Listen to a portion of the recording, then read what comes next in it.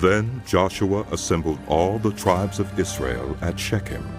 He summoned the elders, leaders, judges, and officials of Israel, and they presented themselves before God.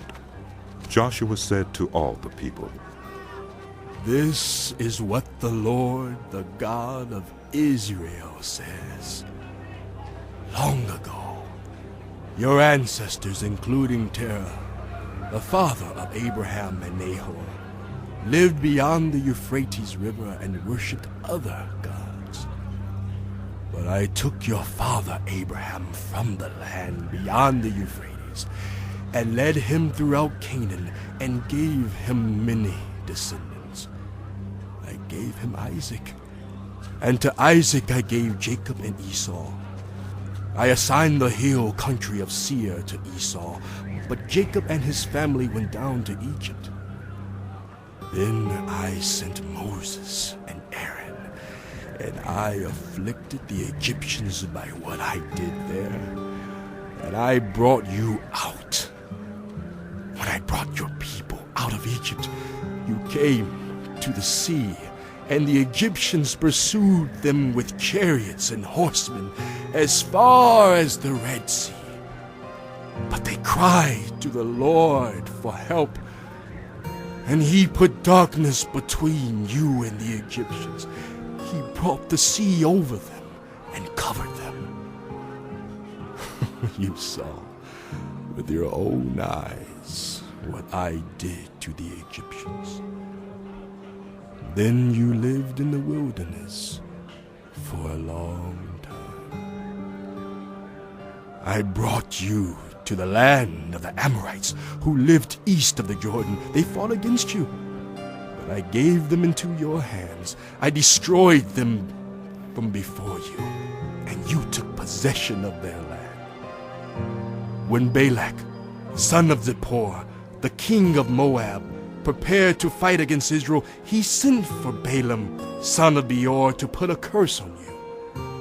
But I would not listen to Balaam, so he blessed you again and again, and I delivered you out of his hand. Then you crossed the Jordan and came to Jericho.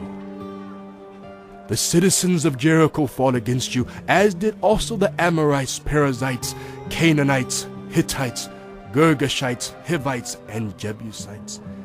But I gave them into your hands. I sent the hornet ahead of you, which drove them out before you, also the 2 Amorite kings. You did not do it with your own sword and bow, so I gave you a land on which you did not toil, and cities you did not build, and you live in them, and eat from vineyards and olive groves that you did not plant.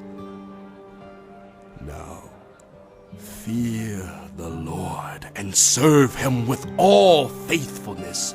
Throw away the gods your ancestors worshipped beyond the Euphrates River and in Egypt, and serve the Lord.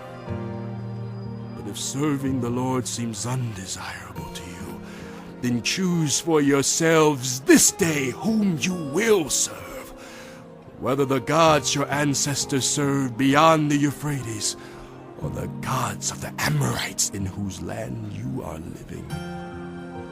But as for me and my household, we will serve the Lord."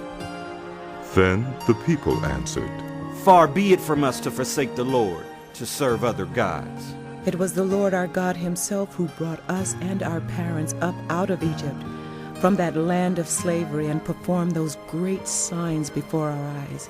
He protected us on our entire journey and among all the nations through which we traveled. And the Lord drove out before us all the nations, including the Amorites, who lived in the land. We too will serve the Lord, because he is our God." Joshua said to the people, You are not able to serve the Lord. He is a holy God. He is a jealous God. He will not forgive your rebellion and your sins If you forsake the Lord and serve foreign gods, he will turn and bring disaster on you and make an end of you after he has been good to you. But the people said to Joshua, No, we will serve the Lord. Then Joshua said, You are witnesses against yourselves that you have chosen to serve the Lord. Yes, we are witnesses. Yes, They replied.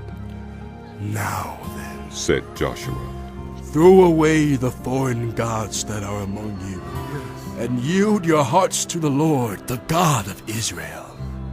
and the people said to Joshua, We will serve the Lord our God and obey him. On that day Joshua made a covenant for the people, and there at Shechem he reaffirmed for them decrees and laws. And Joshua recorded these things in the book of the law of God. Then he took a large stone and set it up there under the oak, near the holy place of the Lord. See, He said to all the people, this stone will be a witness against us. It has heard all the words the Lord has said to us. It will be a witness against you if you are untrue to your God. Then Joshua dismissed the people, each to their own inheritance.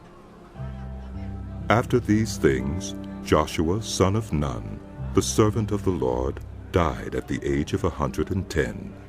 And they buried him in the land of his inheritance at Timnath-Serah in the hill country of Ephraim, north of Mount Gaash. Israel served the Lord throughout the lifetime of Joshua and of the elders who outlived him and who had experienced everything the Lord had done for Israel.